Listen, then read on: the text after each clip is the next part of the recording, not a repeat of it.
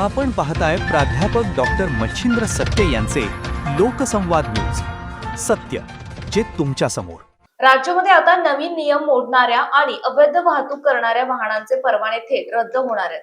विधान परिषदेत परिवहन मंत्री प्रताप सरनाईक यांनी ही सर्वात मोठी घोषणा केली आहे. विधान परिषदेत आमदार सुनील शिंदे यांनी राज्यातील अवैध प्रवासी वाहतुकीबाबत लक्षवेधी सूचना मांडली होती. या चर्चेत डॉक्टर नीलम गोरे आणि निरंजन डावखरे यांनी सहभाग घेतला. यावर उत्तर देताना परिवहन मंत्री प्रताप सरनाईक यांनी एक अत्यंत कठोर निर्णय जाहीर केला.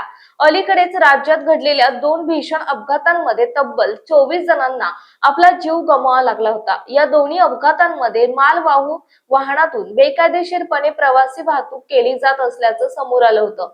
याच पार्श्वभूमीवर सरकारने आता अशा अपघातांना जबाबदार असणाऱ्या वाहन चालकांवर आणि मालकांवर थेट गुन्हे दाखल करून त्यांचे परवाने म्हणजेच लायसन्स आणि परमिट रद्द करण्याचे थेट आदेश दिले.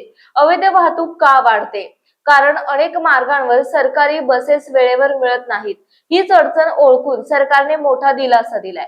सार्वजनिक वाहतुकीवरील ताण कमी करण्यासाठी एसटी महामंडळाच्या ताफ्यात तब्बल 8,300 नवीन बसेस खरेदी करण्यात आल्या आहेत.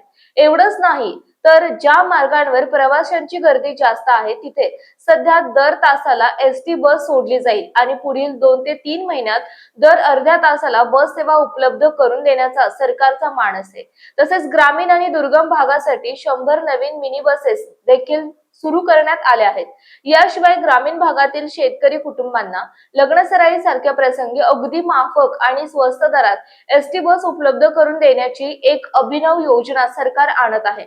तसेच राज्यात लवकरच नवीन ऍग्रीगेटर धोरण लागू होणार असून याद्वारे छोट्या वाहनांना कायदेशीर चौकटीत आणून प्रवासी वाहतूक करण्याची परवानगी दिली जाईल. महत्त्वाचे म्हणजे जर आरटीओ किंवा पोलीस अधिकाऱ्यांनी बेकायदेशीर वाहतुकीकडे डोळेझाक केली तर त्या अधिकाऱ्यांवरही कठोर कारवाई होणार आहे. जय भारत जय महाराष्ट्र पाहत राहा लोकसंवाद न्यूज.